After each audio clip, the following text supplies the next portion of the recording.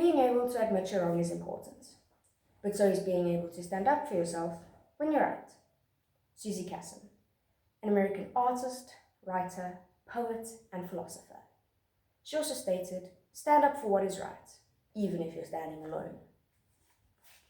In a lifetime, all human beings, but during childhood and as an adult, will be faced with situations and instances where they will feel attacked because of stance taken, views shared, or values that they have chosen to live by.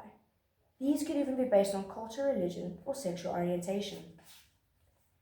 People often oppose the above mentioned when they feel threatened or insecure, and more often than not, these attackers are viewed as bullies. They often have a posse as they actually lack confidence to stand up and share their own opposing views alone. Scott Dismukes, who has his master's degree in business management and psychology from the University of Texas, stated that bullies go after what they view as easy targets, and those who won't stand up for themselves and fight back. Today, I'm telling you that even when the sharks, and there will be many throughout the duration of your life, circle you, stand your ground.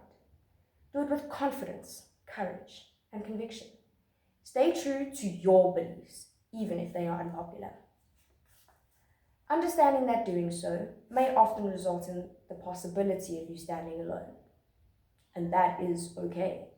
While it may not be comfortable, and it will certainly be lonely, it will take courage, but it will also give you dignity and earn you respect.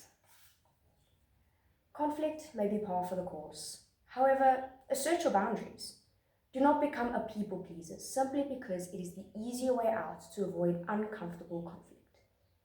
Standing your ground, however, does not mean you should create conflict or cause resentment. When you do so respectfully, people will take you seriously, and you will build up credibility even if they do not agree with what you stand for. While many will certainly be uncomfortable with you standing up to them, most will admire the courage it takes to do so, especially in a society where people often hide behind their social media handles.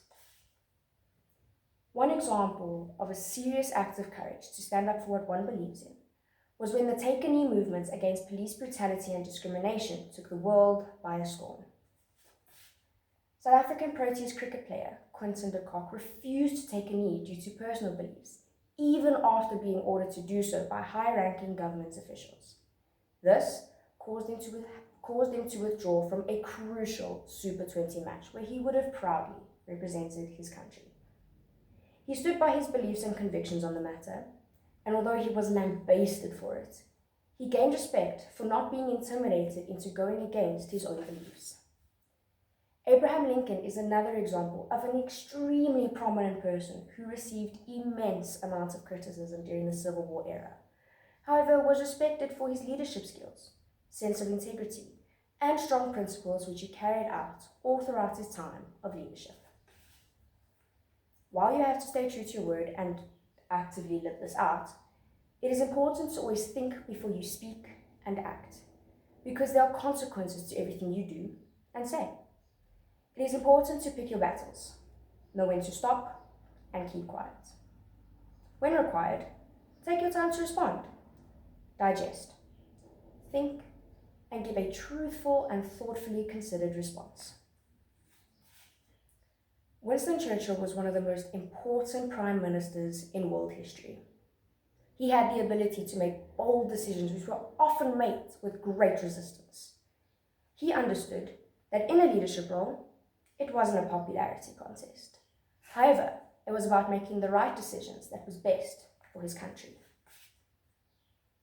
While people in political positions should care what their friends and foes think and say, as they ultimately represent them, they need to be accepting of the fact that they will not please everyone, as not everyone has the same visions, values, or goals.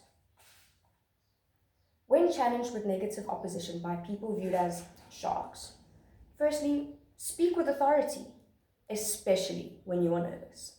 You do not want to come across as intimidated, insecure, or uncertain of your facts. Be deliberate and assertive. Number 2, your body language needs to match your words. Stand straight, remain tall, and maintain eye contact with the person whom you are engaging with. And number 3, everybody deserves respect. You do not want to be the shark and need to remember that respect is earned through behavior, actions, and the way you make people feel. If they feel respected, they are less likely to attack you and to treat you, your visions, and values with respect. Integrity is, at the end of the day, one of the most important and valuable attributes to have, especially when faced with opposition. It is equally as important to resign yourself to the fact that you will not appease everyone, and you will, at some point or another, be faced with opposition that is out for blood.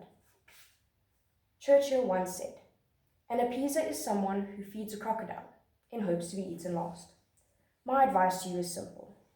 Just don't feed the crocodile at all.